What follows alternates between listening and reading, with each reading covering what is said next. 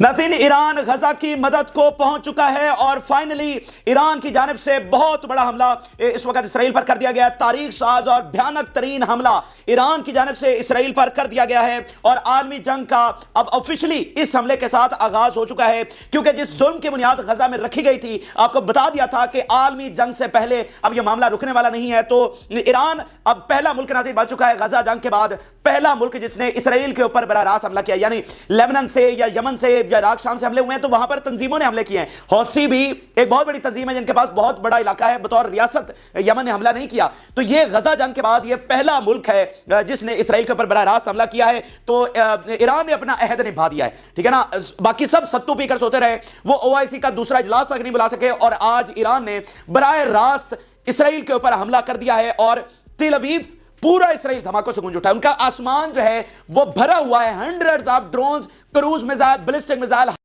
Hypersonic missile, उनके साथ हमला किया गया है और चीखों की आवाजें आ रही हैं वहां से, सही मानों में उड़ा के रख दिया है। और मेन जो टारगेट है तेल अवीव को किया गया, हाइफा को किया गया, उसके अलावा दीगर जो हसास उनके एरियाज हैं उनको ये अटैक किया गया है। और जैसा हमने आपको प्रेडिक्ट किया था कि ये इकलौता सिर्फ ईरान हमला नहीं करेगा बल्कि ये कोऑर्डिनेटेड अटैक होगा, तो बिल्कुल वैसे ही हुआ। ईरान ने सबसे पहले हमला किया, उसके साथ इराक ने भी कर दिया है, शाम ने भी कर दिया है, लेबनान ने भी कर दिया है, यमन ने भी कर दिया है, ठीक है। पता नहीं को 8-10 इतराफ से समझिए अब ये हमला हुआ है। यानी इराक में 2-3 तंजीमों ने हमला किया है, सेम यही सूरत हाल शाम की है, सेम यही सूरत हाल लेबनान की है जिसमें हिजबुल्लाह और बाकी तंजीमों ने हमला किया है, ठीक है। तो बहुत बड़ा, यानी इतना हमला इससे पहले इसराइल पर रिपोर्ट नहीं हुआ। एक तारीख साज हमला इस वक्त इसराइल पर हुआ है। बहुत खतरनाक वीडियोस इस वक्त आ रही हैं और आप अंदाजा लगाइए, एक जिद्दी शख्स, एक इंतहा पसंद शख्स जो है अपने इंतहा पसंदाना नजरियात की वजह से दुनिया को किस नहज के ऊपर लेकर आ गया है। देखिए, एक लाहासिल आपने जंग शुरू की ना, तो आज आप देखिए कि दुनिया किस नहज के ऊपर आकर जो हम पहले दिन से आपको रिपोर्ट कर रहे थे कि आपने गजा की जंग नहीं रोकी तो यह मामला कहां तक जाएगा।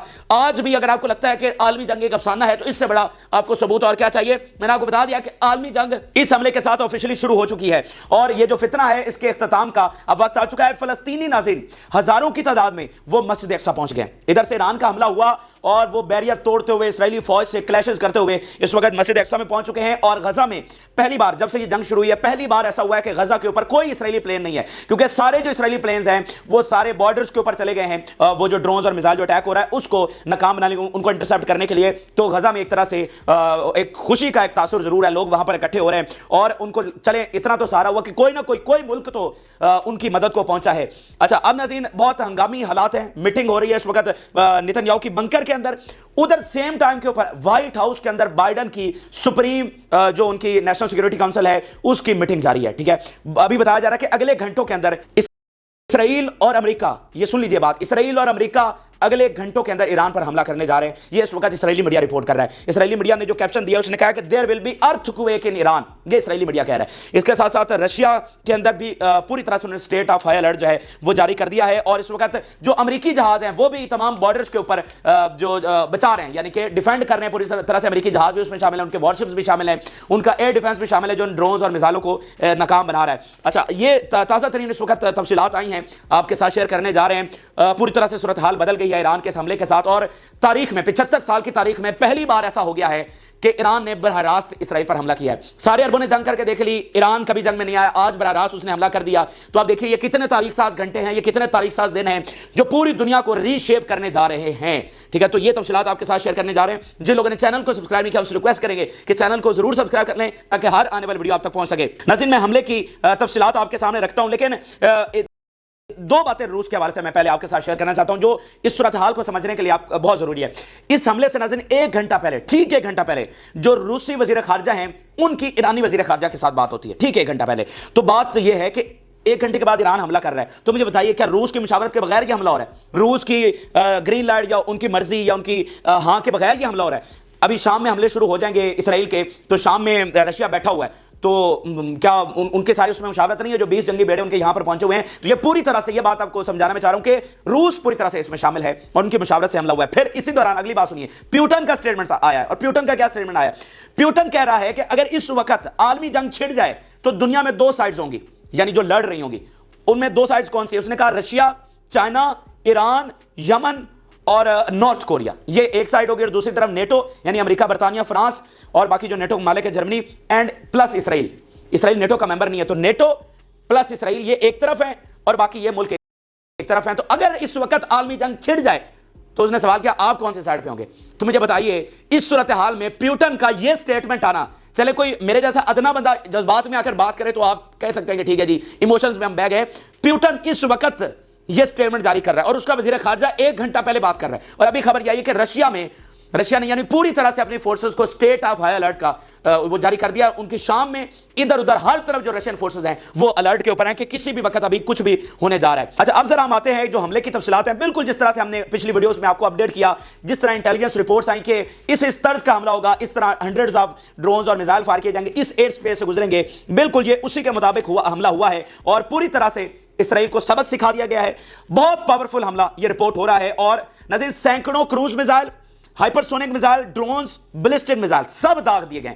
जितना असलहा ईरान ने बनाया है सारे का सारा इसराइल पर चला दिया है। यानी जो भी उनकी पावर थी ईरान की, कोई चीज पीछे रखी नहीं है कि यार ये मिसाइल हमारा पड़ा हुआ ये हमने नहीं चलाया, कोई ऐसी चीज नहीं। घातक तरीन ड्रोन्स, घातक तरीन मिसाइल, घातक तरीन रॉकेट्स वो जो है उन्होंने इसराइल के ऊपर चला दिए हैं। और सेम टाइम के ऊपर बाकियों ने भी हमला किया, जैसा कि हमने आपको कहा था कि कोऑर्डिनेटेड अटैक होगा। तो यमन ने, इराक ने, शाम ने, लेबनान ने, इन्होंने सब ने सेम टाइम के ऊपर हमला किया। और जो एयर स्पेस इस्तेमाल हुई है वो इराक से फिर जॉर्डन और जॉर्डन से फिर इसराइल। और बशार अल असद की आर्मीज के हवाले से खबर आ रही है कि उन्होंने भी इसमें हमला किया है। अभी इसमें मजीद कंफर्मेशन आ जाएगी, लेकिन बशार अल असद की आर्मीज थी या जिसकी भी आर्मीज थी, शाम से भी मतलब बाकायदा हमला हुआ है। शाम का मैं आपको मामला बता चुका हूं कि सबसे एक डिफरेंट मामला है, बहुत कंप्लेक्स मामला है, क्योंकि रूस वहां पर खुद बैठा हुआ है। तो अगर बशार अल असद कुछ करता है तो उसमें पूरी तरह से रूस का मामला होता है। अच्छा, फिर नज़ीर इसराइलियों को दौड़ते हुए देखा जा सकता है। जो इसराइल से वीडियोस आ रही हैं पूरी तरह से पैनिक है, ग्राउंड में लेटे हुए हैं और धमाकों की आवाजें आ रही हैं। जो तिल अवीव है उनका दारुल हुकूमत और बाकी इसराइल से भी उनका स्काई भरा हुआ है, आसमान भरा हुआ है, जैसे तारे जगमगा रहे हैं। मतलब इतने ड्रोन्स, इतने मिसाइल रॉकेट्स थे कि आसमान भरा हुआ है लिटरली। और यह बताया जा रहा है कि 3 फेजेस के अंदर हमला हुआ है, यानी पहले एक फेज, फिर दूसरा, फिर तीसरा, 3 फेजेस के अंदर सिर्फ ईरान का हमला है, बाकियों का हमला डिफरेंट है। मैं आपको बता रहा हूं तारीख में इतना बड़ा हमला इसराइल पर रिपोर्ट नहीं हुआ है। यह जरा मैं कुछ स्टेटमेंट्स भी आपके सामने रखने जा रहा हूं। Israeli sources told Israeli army radio the Iranian attack include cruise missile not just drones. Iran launched hundreds of drones. ये 500 भी हो सकते हैं, 700 भी हो सकते हैं। ये अभी हमला हो रहा है ना, अभी हुआ है, तो इसकी मजीद तफसीलात अभी आ रही। In addition to cruise missile as part of its attack against Israel, cruise missile और जो ड्रोन्स हैं वो शामिल हैं। Iran has launch dozens of drones towards Israel and there will be no GPS in certain areas. अब ये Israeli army report करी है। A second wave of drones was launch from Iran, Israeli media बता रहा है। फिर Israeli media क्या बता रहा है? Reports of third wave of drones from Iran towards Israel. अब ये आधे घंटे के हिसाब से, 20-20 मिनट के हिसाब से ये रिपोर्ट्स हैं कि हमला हुआ। फिर दूसरा बैच जब पहुंचा है तो जारी बात है थोड़ा सा टाइम तो उसको लगता है। तो ये 3 फेजेस के अंदर हमला हुआ और इसमें नाज़रीन बड़ा टेक्निक के साथ ये हमला हुआ है कि यानी उसमें ड्रोन्स भी शामिल थे और उसमें तेज तरीन मिसाइल भी शामिल थे।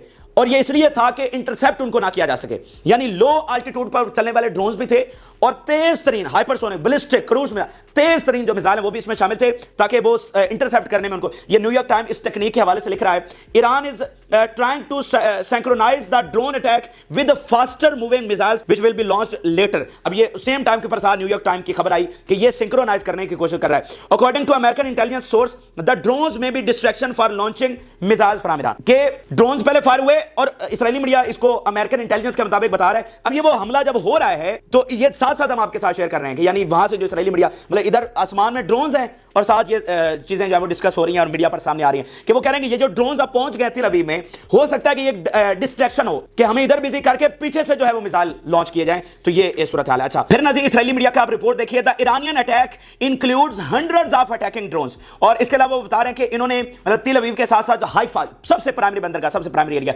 उसको भी जाकर हिट किया है। और इसके अलावा नाज़रीन जब ये सारा हमला हो रहा था तो इसी दौरान फिर यानी इसमें बड़ी अहम चीज क्या है कि एक इंटेलिजेंस ये थी जो हमने आपके साथ शेयर की थी कि लगता ऐसा है कि पहले हिजबुल्ला और इधर उधर बाकी हमले करेंगे और उनके एयर डिफेंस को बिजी करेंगे और उसके बाद ईरान अटैक करेगा, लेकिन ऐसा नहीं हुआ। ये उसके उलट हुआ है।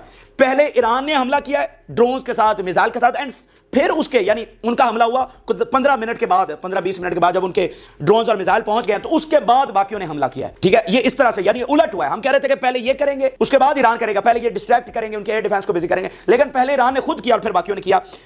ये पहले एक खबर देखिए, द स्काई ऑफ तिल Aviv is filled with drones भर चुका है तेल अवीव का आसमान। फिर आप देखिए, the Houthis launched a number of ballistic missile in different directions. Number of ballistic missile उन्होंने जनाब दाग दिए हैं। फिर वो बता रहे हैं Iraqi factions launched ballistic missiles toward Israel a short while ago. अब देखें ना, इराकी फैक्शंस यानी एक तंजीम ने नहीं, बहुत सारी तंजीमों ने। अभी ये देखें ना कि ताजा तरीन ये हमला हुआ है तो उसकी तफसीलात आ रही है। अब इराकी फैक्शंस में कौन कौन है, वहां पर कितनी तो तंजीमें हैं, तो ये एक से ज्यादा तंजीमों ने हमला किया। अभी आगे चलकर डिटेल आ रही है कि ये कौन कौन सी तंजीमें हैं और एग्जैक्ट आगे चलकर ये लॉस कितना हुआ है। लेकिन यमन, इराक, शाम, लेबनान सब ने मिलकर इसराइल पर हमला कर दिया है। इसी दौरान जनाब हिजबुल्लाह से खबर आई, we bombed the air and missile defence headquarters in the Kayla barracks in the occupied Golan with dozens of Katyusha rockets. तो उन्होंने गोलान हाइट्स के ऊपर कातुशवा मिसाइलों के साथ सिर्फ ये एक हमला, इसके अलावा वीडियोस आ रही हैं, रिपोर्ट्स वहां पर आ रही हैं। अगर ईरान के बाद किसी ने सबसे बड़ा हमला किया तो वो हिजबुल्लाह है। बहुत बड़ा हमला हिजबुल्लाह की जानिब से किया गया है, यानी हंड्रेड्स ऑफ मिसाइल और रॉकेट्स जो हैं वो हिजबुल्लाह की तरफ से चलाए गए हैं और आर्टिलरी की बहुत बड़ी जो शेलिंग है वो इसराइल के ऊपर की गई है। अच्छा, इस हमले को रोकने के लिए